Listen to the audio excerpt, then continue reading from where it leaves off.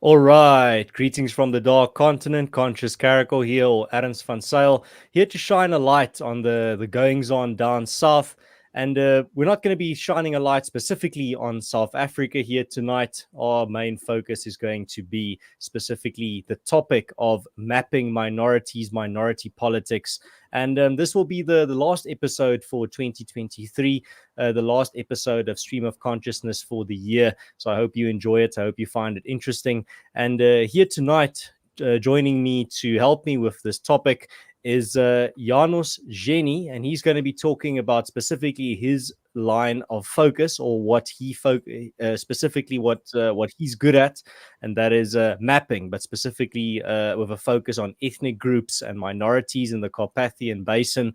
And we're going to be discussing the situation of, for example, our Hungarian minorities outside of Hungary, and also minority-majority politics and the value of his work, and also states changing place names, something that's not only unique to South Africa, it's happening in places like Europe as well. And János is going to be telling us a bit more about how that's happening. So welcome on the show, János. I'm looking forward to the insights you can provide. Yeah, hello, and greetings to you all. I guess they're not only watching from South Africa, I guess, or maybe from all over the world. Nowadays. And interesting enough, you have a history of connected to South Africa as well. You're not unfamiliar with the country. No, I'm not unfamiliar with it because my grandparents immigrated to South Africa from Hungary fleeing communism. So I was actually born there and lived there for quite a while. So yeah, that's why I can actually relate to the situation over there. And in your current work, you are on the road as we speak, doing some work in regards to minority groups, or specifically the Hungarian minority outside of the borders of Hungary. Give us a little bit of an idea about what this week, the week ahead, and what work you're doing in that regard. Yeah, I'll be traveling to the southern parts in Vojvodina, which is in Serbia today. It used to be part of Hungary before 1920, and that's actually the point where the reason why you have these minorities is because of the border changes. And Vojvodina used to be, and still is today, one of the most ethnically diverse areas of Europe. So I'll get back to this question of during mapping, because you have areas where you don't have any ethnic group who makes up the majority, and then mapping can get very tricky. I'll be holding a presentation there to the Hungarian minorities, as well as assessing how minority place name use is being done. I mean, I've been focusing on Vojvodina for a long time, because of all of these countries, Serbia was, well, actually not Serbia, but it was Yugoslavia back in the 1970s, was the first country where instead of changing place names, they started using minority place names. Now, this was pretty chaotic, because instead of using place names that was used by the local minority, typical communist fashion, they were decided by the central committee, and we told you this is your name in your language, and that's it. Now, things have changed, but unfortunately, I just checked today, and Google Maps still seems to use the names in Vojvodina that were used during communism, and not the names that have been accepted by the Vojvodina Autonomous Province today. So I do suggest that Google Maps try and change to the actual naming of places that are official, and not to place names that have never been used by the locals, because I don't know if you know what an endonym and an exonym is. No. An endonym is a place name used by the locals, so that doesn't only apply to official place names, contrary to, well, actually they are official in general, but it doesn't only apply to place names in the official language of the country, but also to place names that are used by local minority groups. And an exonym is a place name that is used by anybody except for people living in the place. So basically, if you have an exonym, that means that locals don't use it. And a minority place name is not an exonym.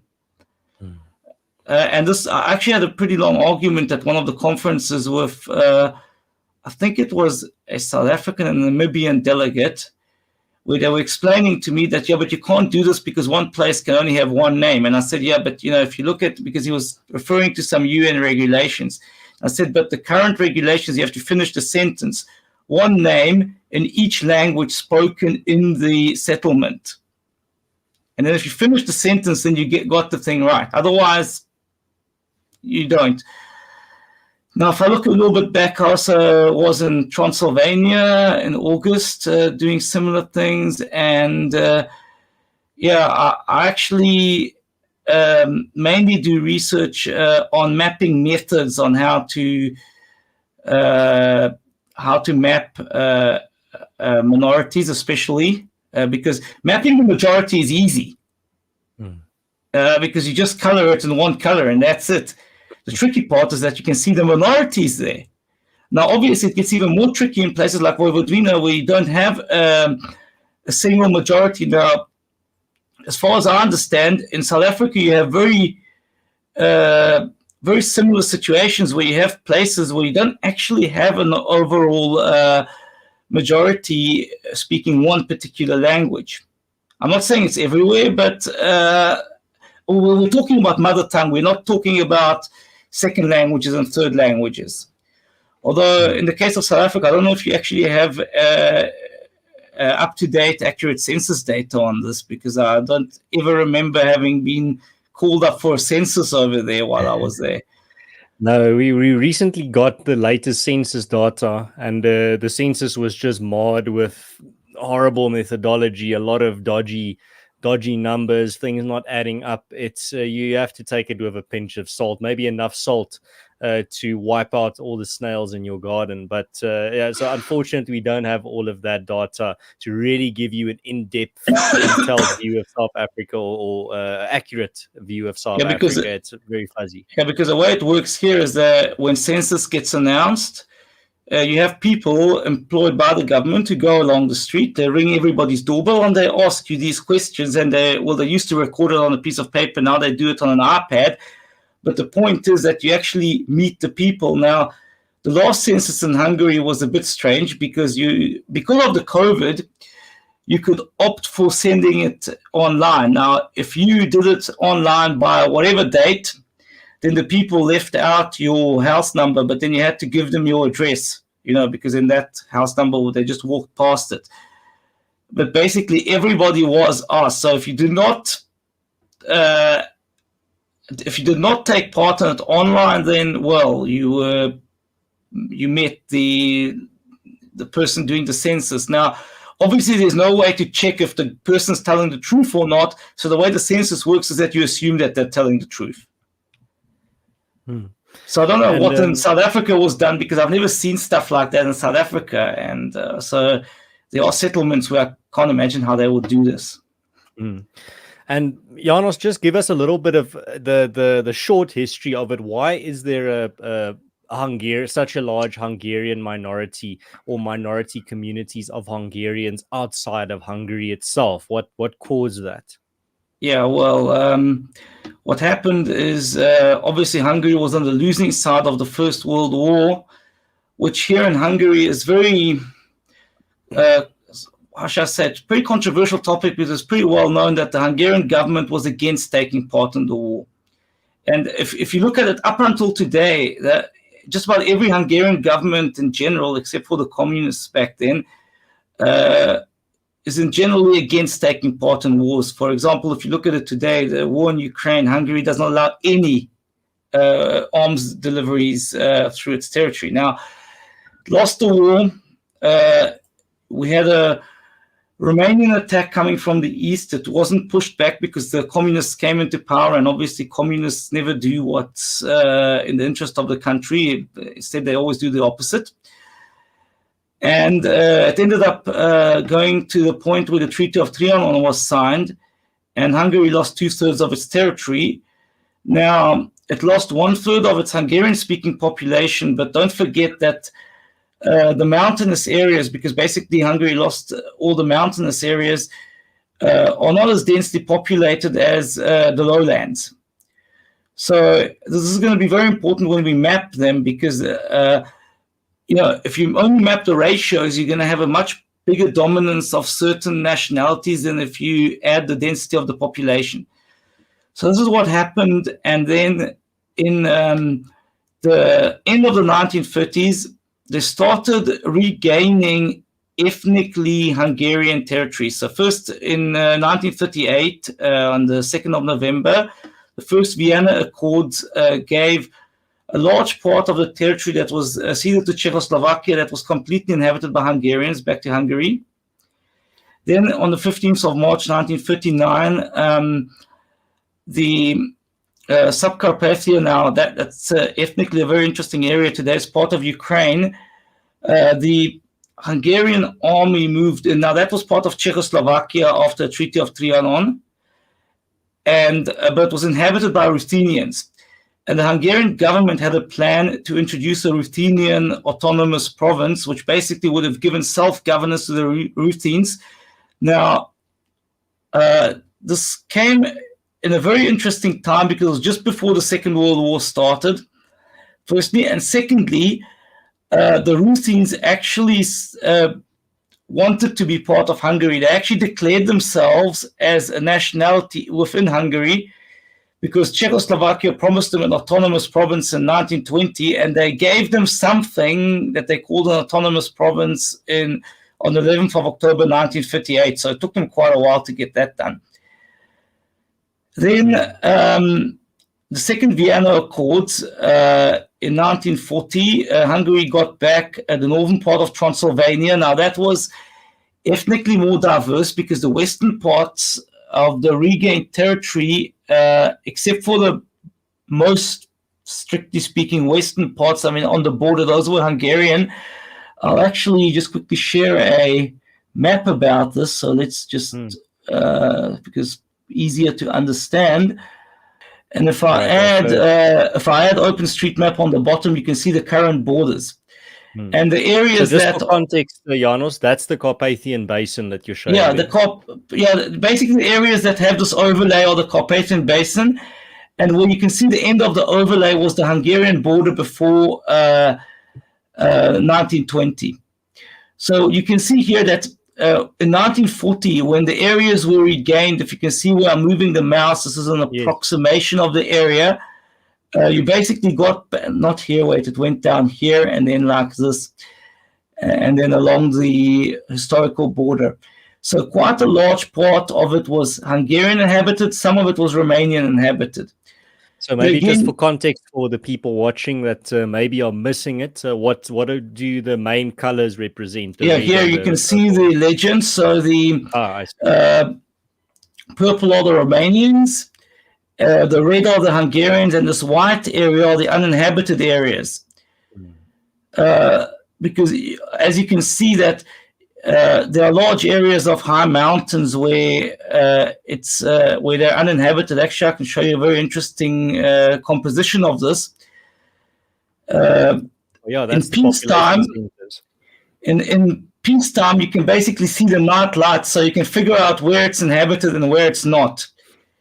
Obviously, in wartime, this doesn't work because they're going to, or at least they used to. I don't know. I don't want to find out what would happen if there'd be a state of war now. But obviously, the technology of the Second World War, you'd switch off all the lights so the airplanes can't see anything at night. So basically, this is what happened. Then parts of Vojvodina, you can see how mixed the population here in Vojvodina is, were given back to Hungary in 1941. And then Hungary, being on the wrong side in the Second World War, lost the territories again and went back to the borders in Trianon. So now you can see that where the current borders are. I don't know if you can see it properly on the screen. There were a few exceptions. The one is that here in the western bulk here, there were 3 villages that were ceded to Czechoslovakia, and Subcarpathia, or Ruthenian land, as we call it in Hungary, where you can see the Ruthenes are these dark green areas, was ceded to Soviet Union or Soviet Ukraine instead of Czechoslovakia. So you can see the border here that it's like drawn with a ruler.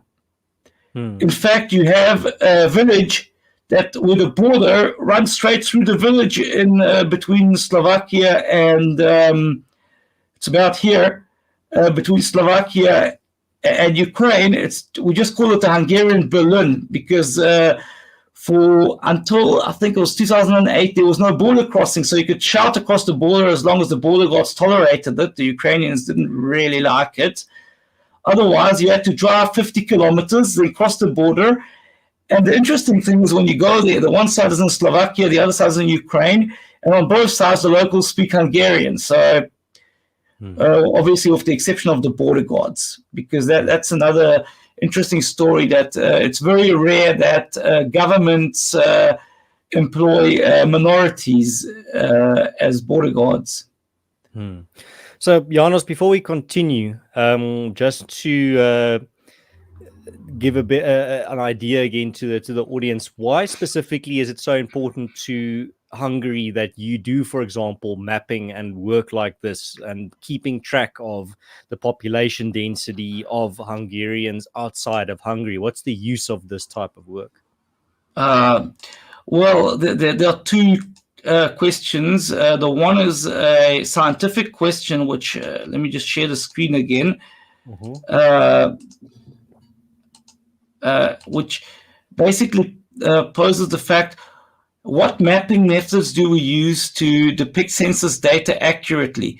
Now here you can see the Romanians are purple according to the Teleki map, which you just saw previously, and the Romanians are pink according to the Demetrescu map, where the difference is that Demetrescu didn't show the density of the population. So if I want to just quickly show you the full Demetrescu map, it looks like this, and you can see it's completely different to the Teleki map, which looks like this. Now, it's a very important scientific question of how to present the census data, because if I just present tables to you, it's not going to work. And you can see that it's the same data. Now, obviously, same data, apparently, but all uninhabited areas are painted as if they were Romanian inhabited areas. But you can see a very big difference between, depending on what method you use to present a particular piece of data. So that's the first importance. The second important thing is mapping the minorities specifically. To map the minorities, to know where they live, you have to have a map. For example, Hungary is in support of having a Hungarian autonomous province in Transylvania. Now, if you don't know where the Hungarian people in Transylvania live, you basically don't know where to put the boundaries of it, because it's a cultural and lingual question. Because what would an autonomous province mean? It would mean that you have local, first of all, language use. It immediately becomes bilingual. So you'd have Hungarian and Romanian as official on all levels of local government.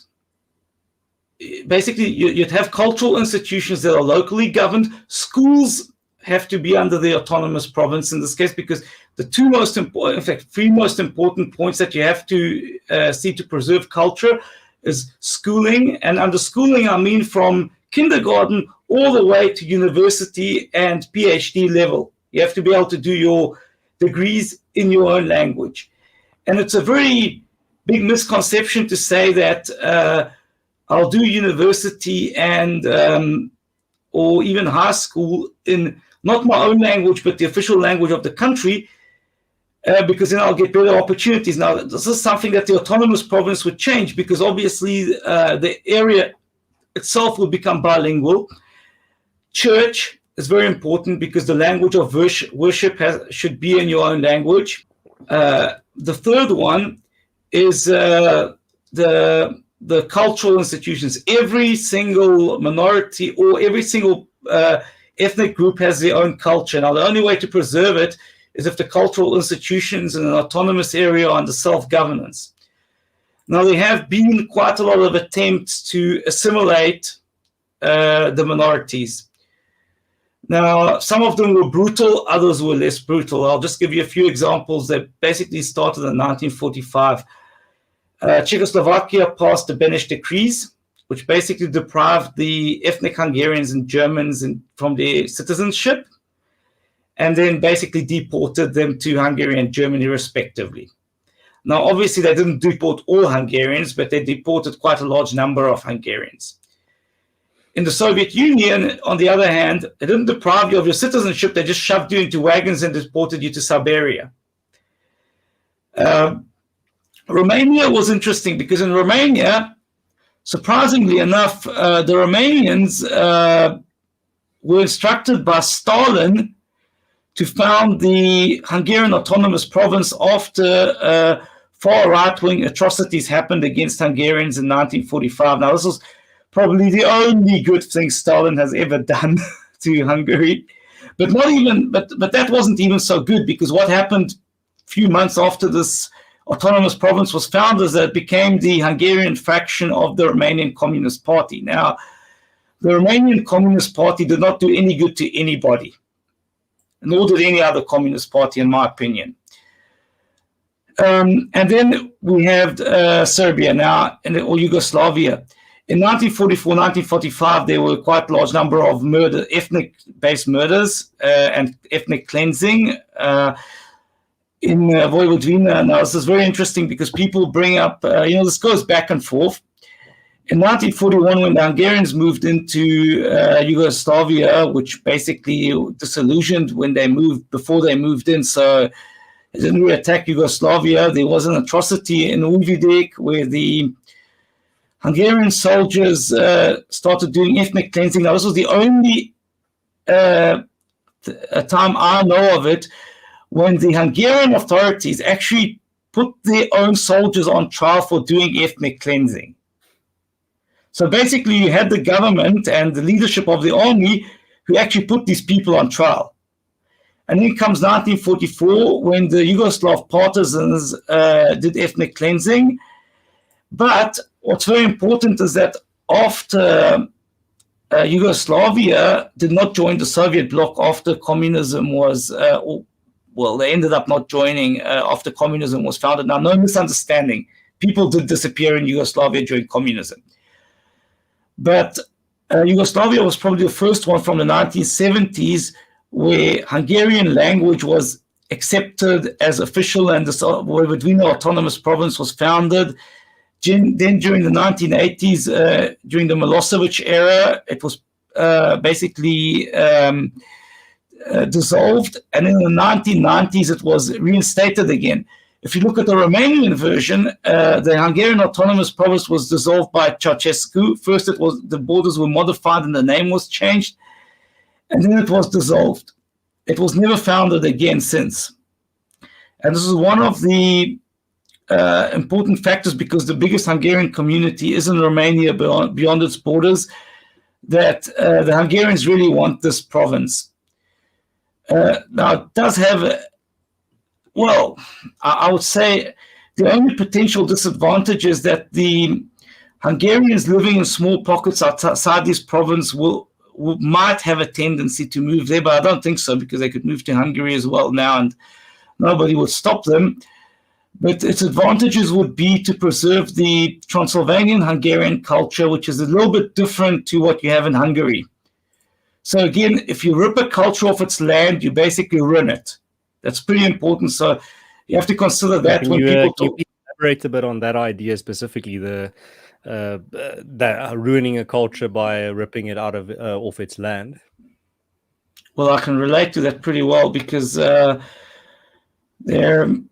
what happened in the 1980s in Romania was called systematization. I don't know if you've heard of that. I saw somebody writing in here is Romanian, so probably he has heard of it. What they did is they said, well, villages will not survive, so we'll introduce a system where we're going to move everybody into blocks of flats, and then the farmers are going to move from their blocks of flats to the land and farm it. Now, if you look at, for example, the way Hungarian farmers live, is you even have people who live on their farms in summer and then they move into the village in winter because it's easier to heat their house over there. So, I can't imagine somebody going out from a block of flats, going to the parking lot, jumping in his tractor, and then doing farm work out somewhere in the fields. So that was unrealistic, but they started by basically raising villages and moving these people into apartments. In some cases, the apartments weren't even finished. They lacked basic services like bathroom and toilet, so they got into worse conditions in the village. They couldn't grow their food. And this is where it comes in with the minorities, is that the Hungarian villages that were raised all had their unique cultures, their unique dresses and dances. So did the Romanians, by the way. But in the case of Hungarian minorities, if they moved into a place which was a majority of Hungarian inhabitants, then they probably remained Hungarian. But I know a lot of people who moved into places where it was a majority of Romanian inhabitants, and then they actually lost their culture. And basically, people who got moved into these concrete apartment buildings lost their general culture. Like if you look at the wedding in the countryside, you can see people in folk dresses doing folk dances. And I remember going to a wedding in one of the cities where that was probably the most extreme one, where people were sitting in jeans and T-shirts. I mean, it was an interesting experience. What you're basically describing is the deracination that happens with state mandate urbanization, where people are just put into gray boxes and without any and their roots, their cultural roots and community roots are severed, and then that pretty this much is one example, but there's another one which I want to make, and that's immigration. Now, Hungary itself and also these Hungarian inhabited areas experienced huge numbers of immigration. There was a wave of immigration after the Treaty of Trianon, where they moved to Hungary. Many of these people became up until the end of their lives, they all wanted to go back to their original ancestral land. And then we also had another wave of immigration outside of Hungary into the West when the 1956 revolution was crushed. And basically, many of the people who immigrated after 2 generations lost their identity. And I think this is something that South Africans should start thinking about as well. What happens if you start immigrating all over the world, and you're going to lose your language and culture within 2 generations as well. That's something that I've pointed out as well, is the fact that that is a reality that I think a lot of people that immigrate either don't consider, or that we really don't talk about, because it's such a thorny issue. But unless your culture is built for being a diaspora culture, unless your culture has like a built-in tools to survive as a nomadic culture, you're not, or your language is not going to survive in an alien environment. And don't forget, it's not just about language, it's about culture as well. And if you go out on your own in the big wide world, you're not going to be able to practice your culture, because you're not going to have, let's say, theaters in your own language. You're not going to get hold of books. Maybe today you will, but it's a hassle. I mean, I've ordered books from overseas, and it's a huge hassle. It takes months on end, and then it sits at customs, and then there's an argument about bills on how much duty you have to pay. So it's not something people want to do all the time. Yeah. So it's much more difficult. There are people who preserve it. There are people who can preserve it, but it's rare. I'm talking about, you have to be able to generalize to a certain extent. And there are obviously 2 good morning, it's good evening. In America, it's morning already. So you have to be able to basically, to a certain extent, as I say, generalize, because you have to know what's going to happen to a group of people. It's not just an individual question. And this is where the other part of the autonomous province comes in, is the economic side. Is if you look at these areas in general, I agree with the comment just come in about dangerously fast assimilation.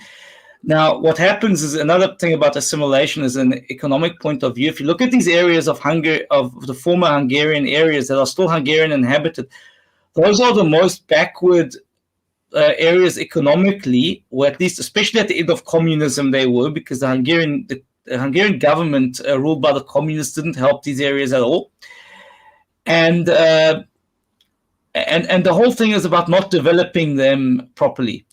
Or another thing, I don't know if this is deliberate, but this is going to cause minority problems, is the area of the Hungarian-Serbian border. Now, again, this is a border where if you drive through the border, people speak Hungarian on both sides of the border.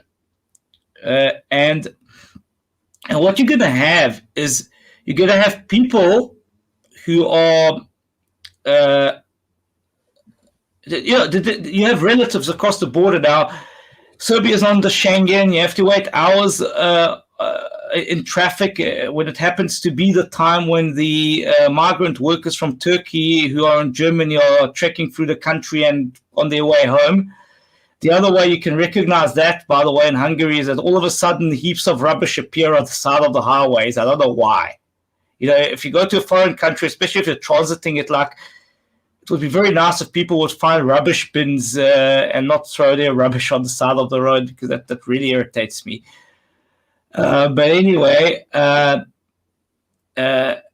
by the way, Turkish people living here, I've never seen them throwing rubbish on the streets, because it's their own place where they live, because they chose it. So that's another story. But you have these... now, if you look at the border now, you have this migration problem. I don't know if you've heard of it. But the kind of behavior that you can see from the migrants is that they're running around with AK-47s, shooting at each other because they're arguing on who should smuggle the people across the border. These are Afghans and Syrians, and I don't know who else in Serbia. Now, the area we're talking about is inhabited by the Hungarian minorities in Serbia. And people are leaving, and again, you're losing the culture because the villages are being destroyed, or rather abandoned, and in the abandoned houses, the migrants move in because just because of the security situation. I mean, you can probably relate to issues like this in South Africa when you have a neighborhood where you have people with guns shooting at each other that you don't want to live there very long. And I mean, I've got footage where you can actually hear the AK-47s just going on and on and on and on. And I was actually shocked because in Europe, this kind of stuff didn't happen before. But it's pretty shocking. Well, the other thing that I think is very important to note is you mentioned it earlier, but I want to hear a bit more from you on this, and that's the interaction between minorities and states specifically. From what you're describing, there seems to be almost an inherent confrontational, antagonistic relationship between minorities and states. Is there a way to have a positive or a mutual benefit relationship between the state and its minorities that live under it? Or yes, there is. Now, I just explained something that happened that's very negative that's happening in Serbia, and as I said, that these are foreigners. Now, for example, in Serbia, you have the Vojvodina Autonomous Province where, for example, Hungarian language is official. You have Hungarian representation in the local parliament. Now you have if you keep the foreigners out of the equation, you have much less ethnic conflict than, for example, let's look at the other extreme in Ukraine, where a few days ago, some Ukrainian official declared Hungarians as enemy number 2 after Russia. Now, I don't actually understand why, because, when the Polish and Slovak truck drivers blockaded the border posts, then everybody came through Hungary. Now, fine, they had to wait 48 hours on the border because, you have traffic from 5 border posts being channeled into one. It's obviously going to happen because you have a 2-lane bridge. That's the border post. But Hungary's been helping Ukrainian refugees. Hungary's been giving a humanitarian aid. Now, it's fact that Hungary does not support sending arms to Ukraine. But, in my opinion, if you want peace, it's the same thing as you can't put petrol in your fire truck and try and extinguish the fire with that because it's going to blow. So, sending arms to a war zone is just escalating it. Somehow have to get them to the negotiating table. I don't know how, because I'm not that much into politics, but, we're losing lives on both sides, and that's not okay. And by the way, speaking of losing lives, this is starting to become detrimental to the Hungarian minority in the Subcarpathian region in Ukraine. And, if I just look at another war, during the Yugoslav wars, Hungarians and Croatians fought side by side in Croatia for the independence of Croatia. And you still have the Hungarian flag flying on war memorials where Hungarians fell. Now, that gives you a very different mindset than to what is happening in Ukraine. So, again, another example of where minorities were treated in a much more positive sense. But in general, I feel that there is always a conflict of interest between state and minorities, especially if you look at it from a historical point of view of how to what countries these territories belonged in one or the other time. So, I don't know why Ukraine declares Hungary as enemy number 2, but they did. On the other hand, since the end of communism, things got better because, for example, place names, minority place names are used. Minorities did get some rights, but I always feel that it's not to the extent that we really want it, because we always want self-governance. And now, the moment you say self-governance, the government doesn't want to hear about it, because that means that they are basically out.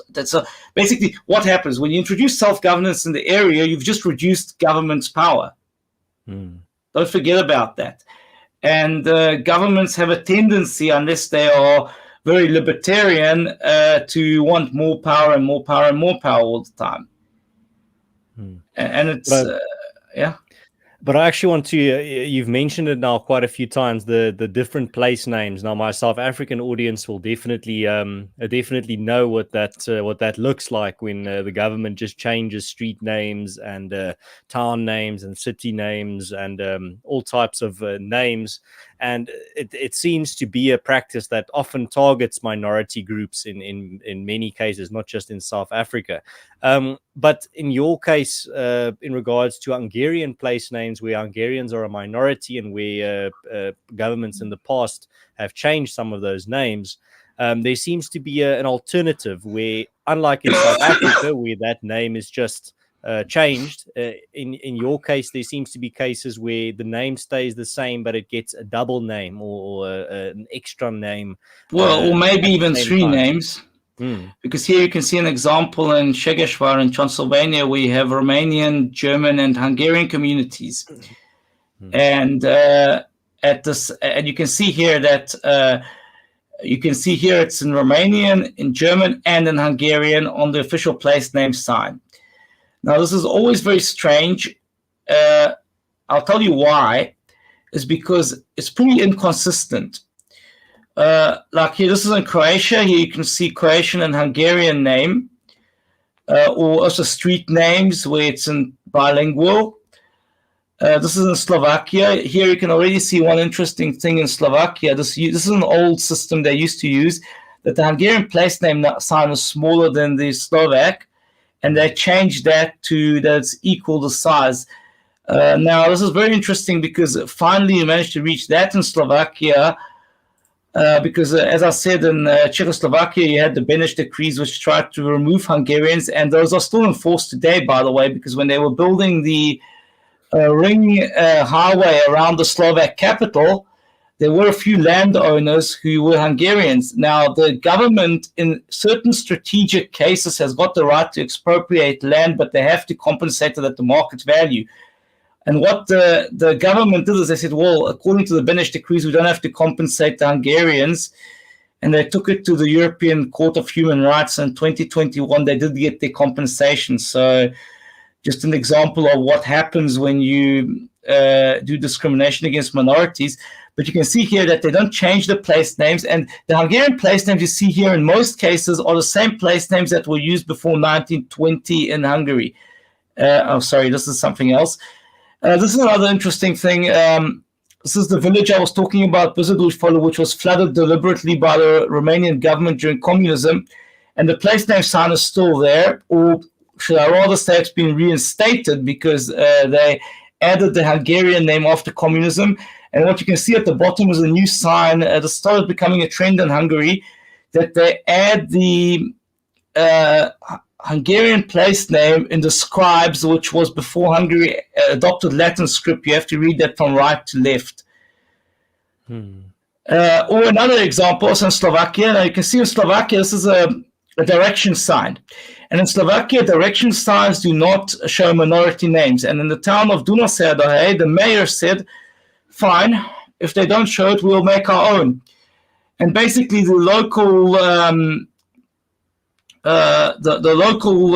government, so the council, made their own signs, and you can see all the direction signs in Slovak and in Hungarian. And you can see at the background there, that's the sign that I previously showed you. So this sign is here where the mouse is in the background, and I just put it in front of the sign. So this is something that you can say that's a local initiative. So you don't have to have one place name for one place. You can have multiple place names, and you can write welcome in different languages. And you can see here that all the different sister towns are written in both in Hungarian and in the language of the country where it is, because most of it, well, except for the Turkish one there and the Czech one, these are all inhabited by Hungarians. For example, Székelyudvarhely in its ratio is it's in Transylvania. You have over 90% Hungarian inhabitants. So that's interesting. Again, Transylvania, you can see in the Hungarian inhabited areas direction signs where you have, it's the same name in Romanian and in Hungarian. So, you can do this. You don't have to rename the places. In Austria as well, now, you also have indigenous Hungarian communities in Austria, in the eastern part of Austria. You can see, again, place name sign in German and in Hungarian. Direction sign, again, Austria is interesting because the place names written on the direction signs don't depend on where the sign is according to minorities, but depend on if the place that it's pointing you to has got an indigenous minority community or not. In Serbia, again, now this has changed somewhat in the last years, because for a long time in Serbian, they used to use Cyrillic and Latin script for Serbian. Now, the Serbian names are written only in Cyrillic, so they tend to abandon the Latin name in Serbian, but the Hungarian name, because the official for Hungarian is Latin script, will still be written in Latin script. So this might have changed. This was in 2017, this picture I took. Again, another example where you can see both Cyrillic and Latin script Serbian and Hungarian names on the direction sign, as you can see. Now, this is in Ukraine. This is the village I was talking about earlier on that the border cut in half. And what you can see here is that despite the fact that nearly 100% of its inhabitants are Hungarians, it's only written in Cyrillic Ukrainian. Now, you even have trouble. For example, I had even trouble reading it, never mind understanding it. This was in 2017. Now, Ukraine started removing the Hungarian minority sign. So you had constant attacks on the minorities. They had a terrorist attack against the seat of the Hungarian Minority Institute. So it was ridiculous. And then here, Slovenia, again, you can see it's bilingual. There's only one thing about this one here that I got to earlier on, is this is one of the examples where they didn't use the Hungarian name from before the First World War, but they used a different Hungarian name because it was called Alsó-Landba in Hungarian before the First World War. Direction signs in Serbia as well. You can see that places which have Hungarian minorities are the ones which have minority place names written on them. Street names, again, direct translation, Molom in Hungarian means mill. And now we're back in Ukraine. Oh, no, sorry, I'm not going to answer this. We're back in Ukraine, and it's a sign written by the local authorities on the council building. Now, they started removing these signs. You can see it's Hungarian, and on the bottom it's in Ukrainian. And this was in 2017. I haven't been there since, and we've seen this now. So I haven't been there since because, well, obviously I'm not going to go there into a war zone. So this is roundabouts of place names. You can see it's both with street names, place names, basically everything. There can be bilingual, trilingual, however many languages you have in that settlement. And Sideline Opinions here says multilingual names is real inclusivity. I mean, that's a much better way to go than just exclusively force everyone to use a new state-imposed name that they don't identify with. I actually presented this in Cape Town in August, just before we met in Pretoria.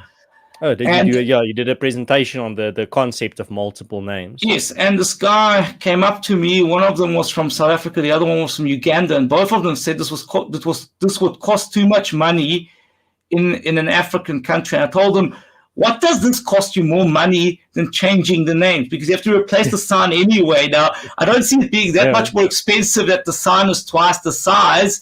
Because, I mean, the main cost is not the metal and that whatever they use to put letters on there.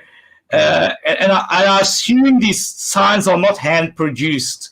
They probably have a machine that makes them. I mean, we're not in the 19th century anymore. And this was the excuse. The other excuse was, but you have to have one official name that you can use worldwide. Well, it seems to work here, doesn't it?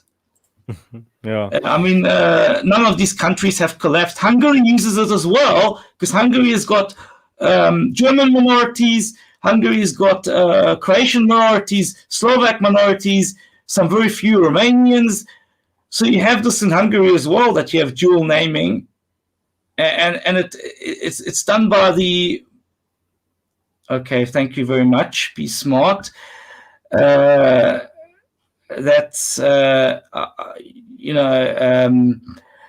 he wrote that we have a lot of gypsies in Hungary. The Roma community mainly speaks Hungarian, so that at the moment is not part of the question. I'd just like to make that clear. So you have this thing in Hungary, and it doesn't really cause a problem. It doesn't cause a problem in Romania. It doesn't cause a problem in Germany. You have it there as well for the Sorbs. You have it, as you can see, it seems to cause a problem in Ukraine. I don't know why. You have it in Slovakia. It works. You have it in Croatia, in Slovenia, in Serbia. It works. You probably have it also in other countries in the Balkans. I don't know because I haven't been there. But in general, you have it all over Europe. Now, I don't know why you can't do this in Africa. Yeah, no, absolutely. Especially in a country like South Africa, where you have so many languages that have no relation to each other, where one name could be completely different from another.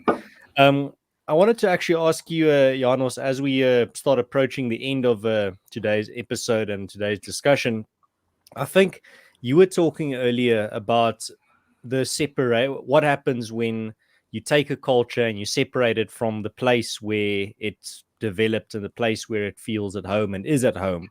Now, something that a lot of a type of rhetoric that a lot of Afrikaners today face is the type of hateful rhetoric of go back to Europe. Why don't you just leave South Africa and go back to wherever you go back to Holland or wherever you came from? But if that same comments were to be levied at the Hungarian minority outside of Hungary, saying, why don't you just move to Hungary? And then this has happened last week. Yeah. It actually has happened. There was a Romanian representative from AUR, that's the Nationalist Romanian Party in the Romanian Parliament. I think there are 2 or 3 Hungarian representatives in Bucharest, because obviously if you have a large bulk of minority, they'll elect their own representatives and send them to the parliament. And you had this Romanian representative who stood up after the speech of the Hungarian MP, and she said, go to the Hungarian parliament, get out of here, go back to Hungary. And she was screaming and shouting, and there was huge outrage in both the Transylvanian Hungarian community and in Hungary as well. I mean, I've seen this on TV nearly every day, except for the days when I didn't bother to watch TV, because you don't want to see the same old thing every day. So this does happen. It does, and the problem is that these are just words. But when it starts becoming reality, as I said, in 1945, they actually started deporting Hungarians from Czechoslovakia into Hungary. Now, the problem is, you can say, okay, I'm a Hungarian, so I'll go to Hungary. And then you arrive here with 2 bags, get off the plane or get off the train or get out of your car if you're lucky, and then you have more stuff with you. And then the first question is, where are you going to live? Because don't forget, in fact, here we're talking about European winter. You can't sleep in a tent outside now because you'll freeze to death.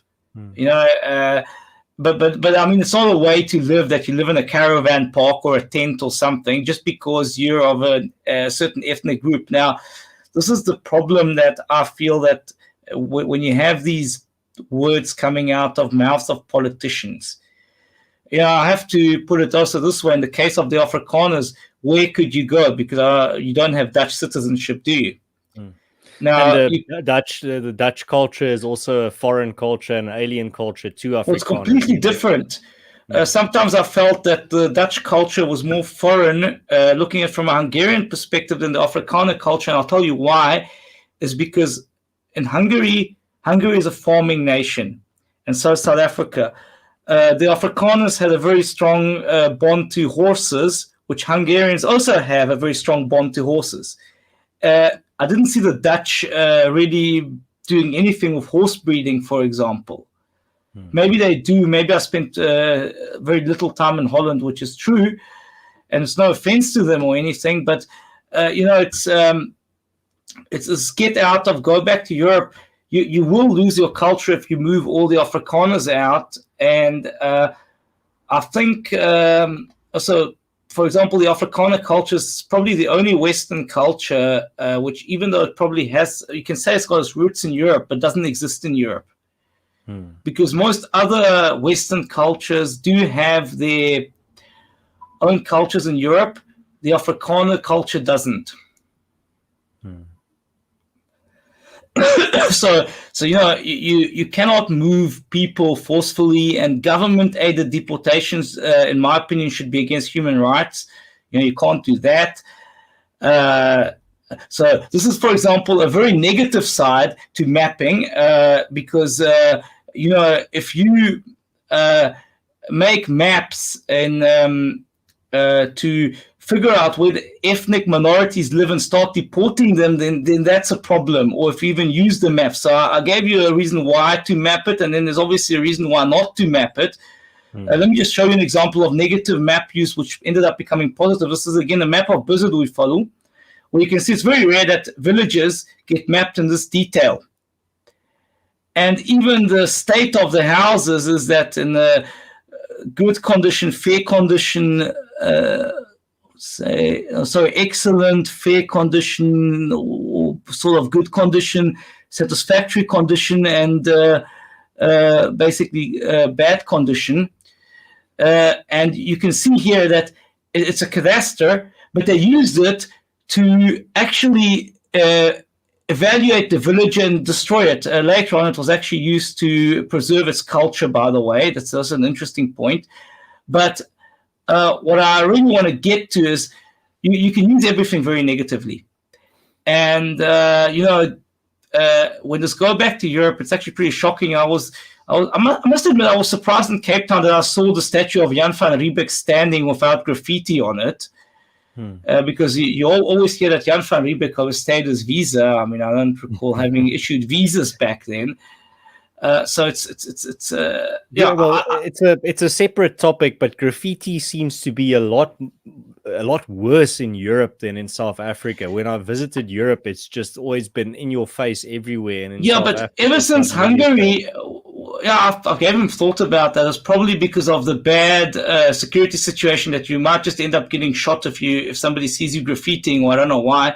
But for example, in Hungary, after the conservative turn in Hungary came, graffiti started disappearing. I don't know if you noticed that when you came here, that there was much less graffiti than in other European countries. Yes.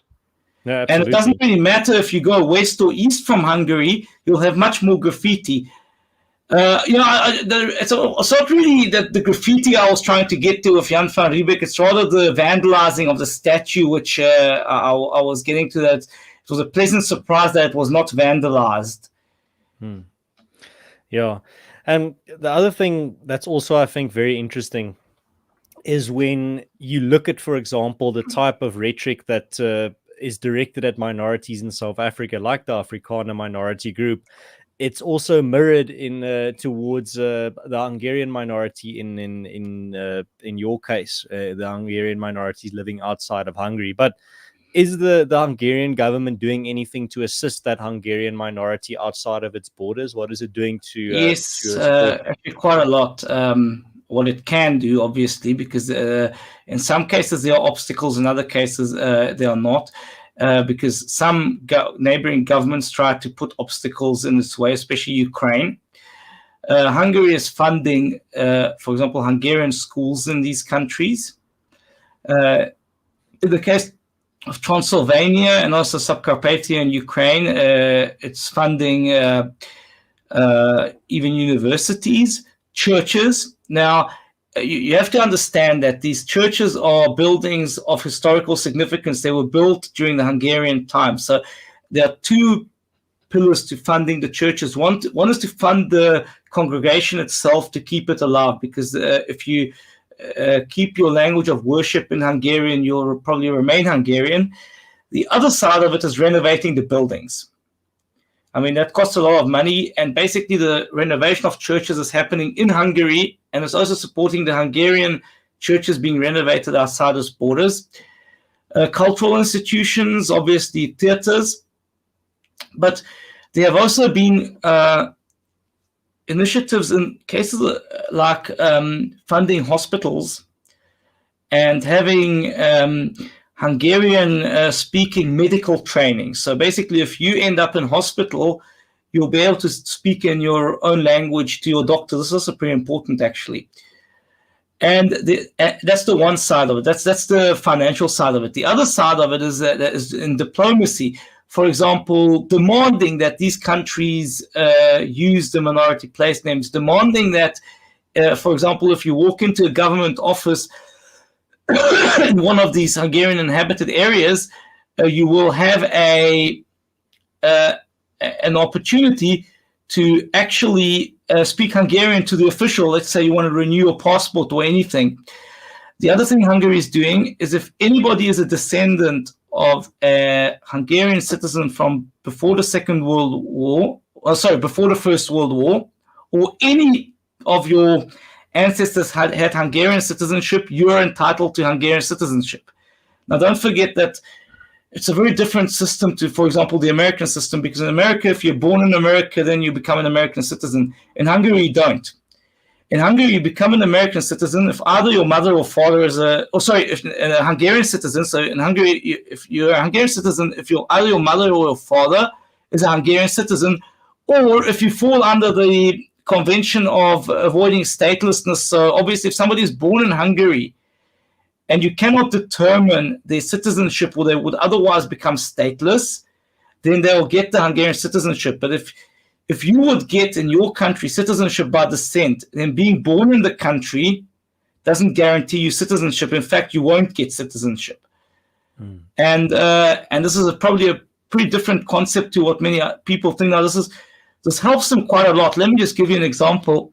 when the war in Ukraine broke out, being in possession of Hungarian passports gave a very quick way for the refugees, the ethnic Hungarian refugees, to get out.